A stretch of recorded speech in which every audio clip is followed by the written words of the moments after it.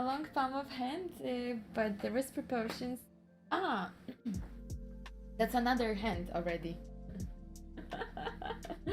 It's like something like that. But poor Eve, being exiled from heaven for being cautious enough. Yeah. But yeah, well, there's so many things that we can tell to that story, and that maybe untold. Like yesterday, I was listening to a very, very interesting story about Sleeping Beauty, but it was told in a way that I understood it really differently. Like, from psychological point of view, in through symbolism, when the princess went for a sleep, it was like a symbol for being asleep. She just imagine that she got rigid because something happened in her life. She just closed her heart. So that meant she was sleeping because her heart was that broken that she was like cold-hearted for everyone. That she was asleep, like, you know, consciously she was asleep. She was just like existing, right? And the curse was that she's going to be asleep until she's going to find a true love. And then the prince who was in love with her, yeah, or might be, or she was just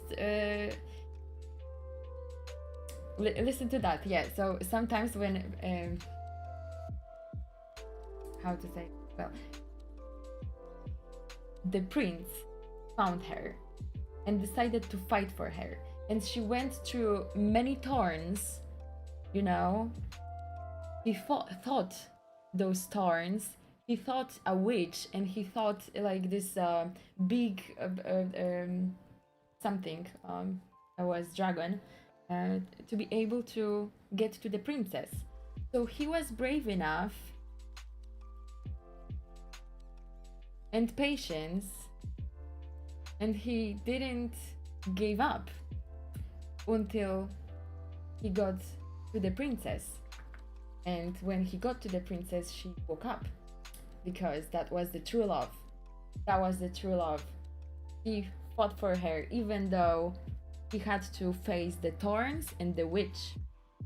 So I was thinking not about depression, but for example, when the couple get to know themselves, there many times, usually always, it's like people are getting to know themselves, they are getting to know their triggers, but before they get to know them, they are exposed on them, right? And they are fights.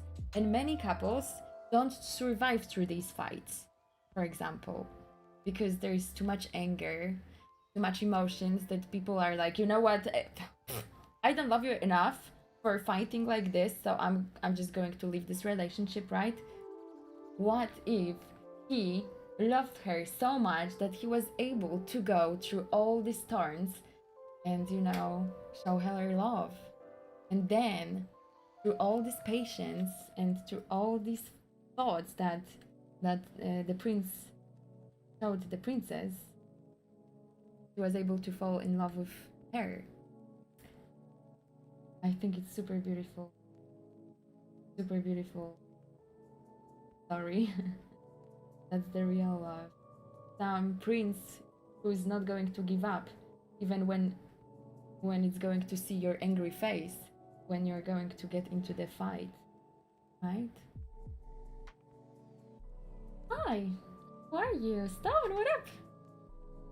It's kind of a bad lesson though. Wait for somebody to come along and save you instead of doing anything yourself. I mean, yeah, sometimes yes, but I think it was about also a story about masculine and feminine energy, not about women and men, but feminine and masculine. Feminine is energy is like, you know, there, it's more as